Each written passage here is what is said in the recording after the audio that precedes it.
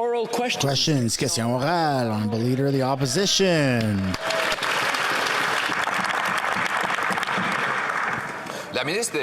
The finance minister admitted a few months ago that the deficit was fanning the flames of inflation.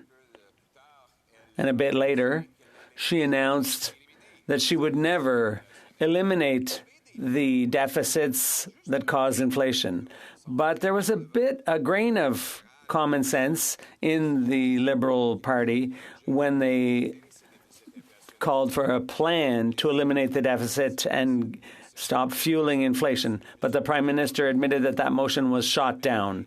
When will the government put an end to inflationary deficits? The Honourable Deputy Prime Minister. Mr. Speaker. Mr. Speaker. What Liberals said at our convention was that we're the optimistic party. We're the party that believes in Canada. We are a political party that understands the importance of investing in Canadians. When it comes to fiscal matters, Canada's credit rating, AAA credit rating, was upheld after our budget was... It's always about the AAA credit rating. Doesn't have the courage to stand up and answer it, but his finance minister said just a few months ago that deficits add oil to the inflationary fire. A few weeks later, she announced she would continue running deficits forever. There were a few courageous Liberals who showed up in a minority to their Congress to push forward a motion which would have required this government eliminate these deficits. But it was voted down, sadly, Mr. Speaker. Will the Prime Minister have the courage to stand up and answer? Will he get rid of his inflationary deficits, or does he believe that budgets will balance themselves? Prime Minister.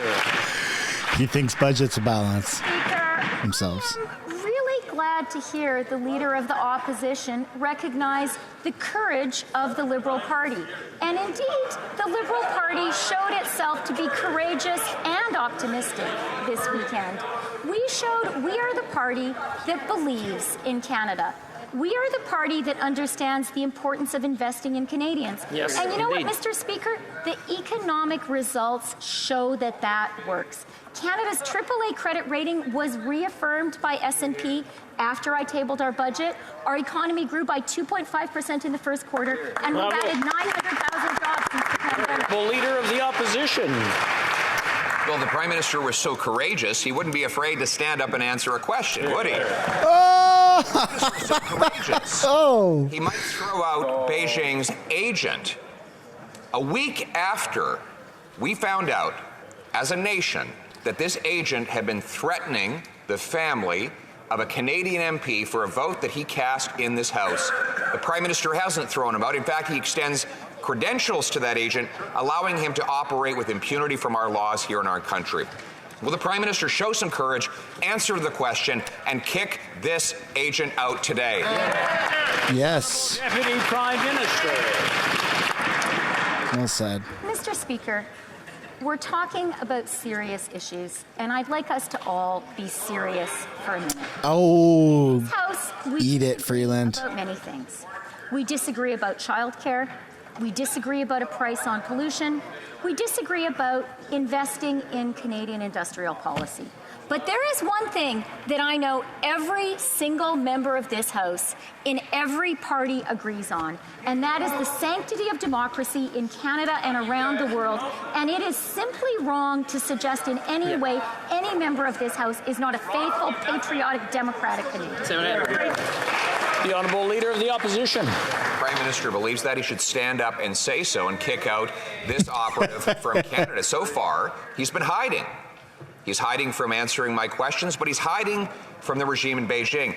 This government's now saying that they cannot kick out this operative, even though he threatened the family of a Canadian MP, because they're afraid of the consequences that Beijing will impose on the Liberal government that it has supported for so long. Will the Prime Minister finally put this country first, bring home security to all MPs, and kick this operative out, yes or no? There you go. Honourable Minister for Public Safety. Speaker, Leader of the Opposition, if you were paying attention, would have heard that my colleague, the Minister of Global Affairs, convened last week the Chinese ambassador to make it abundantly clear that we will never tolerate foreign interference. This is consistent with the strong position that Canada has taken when it comes to the conventions around what is legitimate diplomatic activity and what is not. And we will continue to put in place the authorities, the people, the resources, and the transparency to defend our democratic institutions. I just wonder why it is the Leader of the Conservative Party continues to politicize an issue that is a Canadian issue. The Honourable Leader of the Opposition. Because we want to protect democracy here in Canada, and the Prime Minister didn't have the courage to answer the questions. Yeah, I mean, that's true. The minister said the government will never accept foreign interference, but that's precisely what they're doing right now, Mr. Speaker.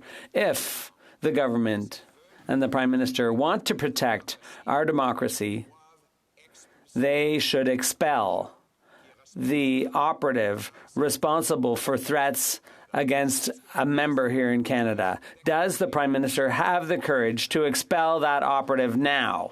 The Honourable Minister. Monsieur le Président. Mr. Speaker, last week the Foreign Affairs Minister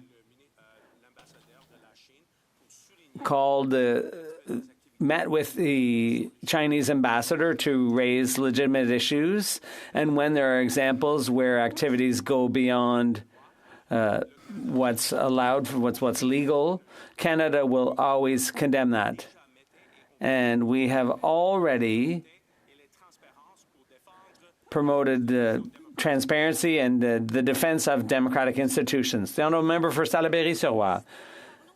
Mr. Speaker, let's talk about the Century Initiative, a proposal to triple Canada's population through immigration to reach 100 million people by 2100, or the turn of the century. By the very admission of its creators, the initiative leaves out the future of French, the political clout of Quebec, or the First Nations. It's strictly economic. The Liberals have never said they were on board with this idea, but their immigration targets for 2023 to 2025 are already in line with the initiative's objectives. Mr. Speaker, if this government is making this Century Initiative its immigration policy, can they at least say so publicly?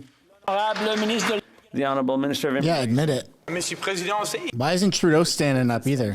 For all members here to understand that we need to increase the number of newcomers, and we can protect French at the same time all across the country. That is possible, clearly, because last year, for the first time in Canadian history, we reached a target of 4.4% of new arrivals and Francophone newcomers as well. It's very important because these are the highest numbers we've ever reached in Canadian history, and it's a good thing for minority communities. Thanks for watching the video to the very end. If you'd like to subscribe, I've made it very easy. You can do so by clicking right there. If you'd like to watch another House of Commons highlight clip, you can do so by clicking right there. And if you'd like to subscribe to my main channel, Mistersunshinebaby, where it's all Canadian political news, then you can do so by tapping up there. Subscribing is absolutely free. There's a button down below that says subscribe. If you'd like to join and become a member and financially contribute, you could do so as well. Thank you so much for watching this video.